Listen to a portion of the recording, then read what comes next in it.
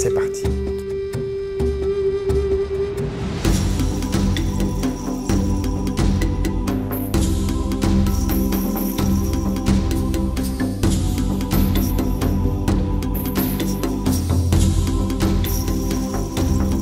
Bonjour Michael. Bonjour Monsieur Philippe. Merci beaucoup de me recevoir aujourd'hui dans votre village. Je suis ici parce que je voudrais que l'on puisse parler d'une situation qui est très grave au sujet d'un litige foncier. Mais avant d'entrer dans le vif du sujet, est-ce que tu peux déjà nous dire où est-ce que nous sommes et avec qui est-ce que l'on va avoir cette discussion cet après-midi? Ok. Nous sommes actuellement à Elokaté, village Achan, situé à 17 km de la commune de Béjaville, d'où nous sommes dans la sous-préfecture de Béjaville. Et précisément au domicile du patriarche, le Nana Nandu Timon Dominique, que voici à ma droite. Il est encadré par sa cheville ouvrière, qui est le comité des sages du village, parce que eux, ce sont les Nyando.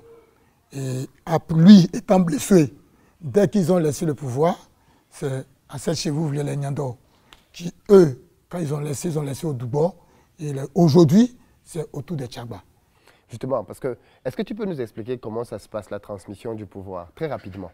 La transmission du pouvoir en pays à Tchan se fait par génération. Oui. Comme je le disais tantôt, et dans le temps, ce que nous avons vu, c'était chaque 15 ans.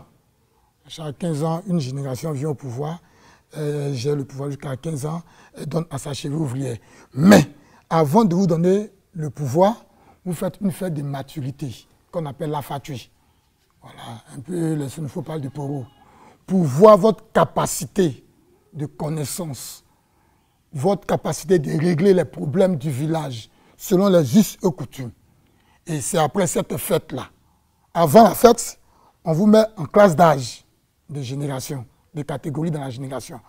Je le disais un peu plus tôt, lui étant blessé, ses enfants sont immédiatement les Doubo. Ici, c'est comme ça, ce n'est pas par classe d'âge. Les enfants étant les Doubo, eux aussi qui vont mettre les enfants au monde, vont mettre au monde les blessés, les homonymes de leur père. Tout à fait. Voilà. Donc, les Nyando, eux, allaient tout mettre au monde, les Tchagba, eux aussi, demain, qui vont mettre les parents Nyando au monde. Et c'est rotatif comme ça. D'accord. Et chaque génération est composée de 4 catégories. On a 4 générations pour 4 catégories. Les blessés, les Nyando, les Doubo et les Tchagba. Et dans chaque génération, on a 4 catégories qui sont les aînés qu'on appelle les Djéhou, les seconds qu'on appelle les Dogba. En hébreu, ça veut dire ceux qui viennent après les aînés. Les troisièmes, chez les Baoulans, on parle en Djessan. Chez nous ici, ce sont les Agban. Et puis les Benjamins qui sont les Assougou. Et dans ces 4 catégories, quand le père a eu la chance d'avoir 4 enfants, immédiatement à ta naissance, tu sais à quelle catégorie, tu connais non seulement ta génération, mais tu sais aussi à quelle catégorie tu vas appartenir. Mais si ce n'est pas arrivé à 4, le père va essayer de les disposer de sorte que les catégories de son choix, voilà, puissent primer.